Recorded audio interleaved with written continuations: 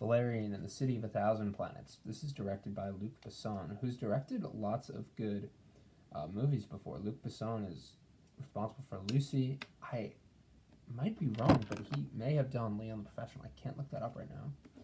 But the thing is, when I hear that name, I think of a French director who has visions and has a lot of style to his name. So, Valerian and the City of a Thousand Planets, the trailers for this are absolutely excruciating.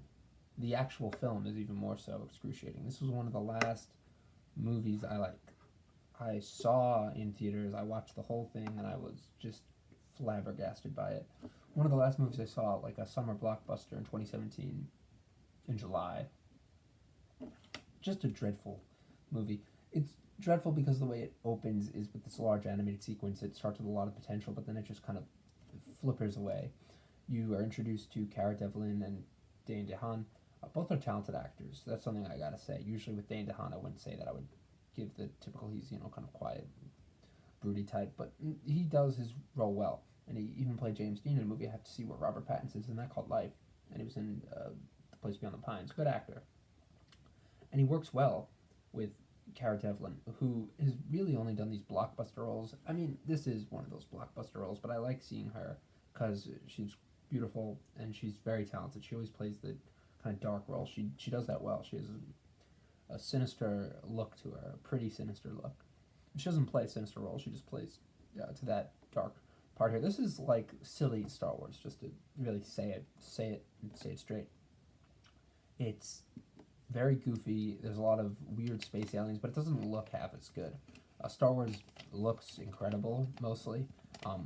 If we're talking not about the first A New Hope cut where you see like Jabba the Hutt as a walking CGI creature, then no, they look good. This doesn't look as great. It's very...